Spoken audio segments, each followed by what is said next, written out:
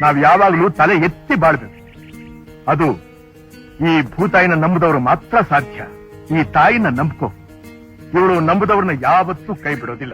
ಬಂಗಾರದ ಮನುಷ್ಯ ಅಂದಾಗ ನಮಗೆಲ್ಲ ನೆನಪಾಗೋದೆ ನಮ್ಮ ಅಣ್ಣವರು ಡಾಕ್ಟರ್ ರಾಜ್ಕುಮಾರ್. ಇಂದು ಕರುನಾಡೆ ಅಣ್ಣವರ ಹುಟ್ಟುಹಬ್ಬವನ್ನ ಆಚರಿಸುತ್ತಿದೆ. ಇವರ ಬಂಗಾರದ ಮನುಷ್ಯ ಸಿನಿಮಾ ಅಂದಿನ ಕಾಲಕ್ಕೆ ಪೇಟೆ ಹುಡ್ಕೊಂಡೋದ ಎಷ್ಟೋ ಯುವಕರನ್ನ ಮತ್ತೆ ವ್ಯವಸಾಯದ ಮಣ್ಣು ಹಿಡಿಯುವ ಹಾಗೆ ಮಾಡಿತ್ತು. ಆದ್ರೆ ನಿಮಗ್ ಗೊತ್ತಾ, ಖ್ಯಾತ ಲೇಖಕ ಟಿ.ಕೆ. ರಾಮರಾವ್ ಅವರ ಕಾದಂಬರಿಯನ್ನ ಆಧರಿಸಿ ಬಂಗಾರದ ಮನುಷ್ಯ ಸಿನಿಮಾವನ್ನ ಮಾಡಲಾಗಿತ್ತು. ಇಂತಹ ಅರ್ಥಪೂರ್ಣ ಕಾದಂಬರಿಯನ್ನ ಪ್ರಕಟಿಸಿರುವ ಹೆಮ್ಮೆ ನಮ್ಮ ವಸಂತ ಪ್ರಕಾಶನದ್ದು.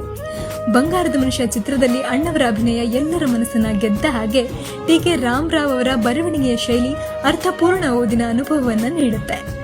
ಬಂಗಾರದ ಮನುಷ್ಯ ಚಿತ್ರವನ್ನ ನೋಡಿರ್ತೀರಾ. ಈಗ ಕಾದಂಬರಿಯನ್ನ ಓದಿ ನಿಮ್ಮ ಅನುಭವವನ್ನ ಕಮೆಂಟ್ ನಲ್ಲಿ ತಿಳಿಸಿ. ಫಾಲೋ ಮಾಡಿ ವಸಂತ ಪ್ರಕಾಶನ.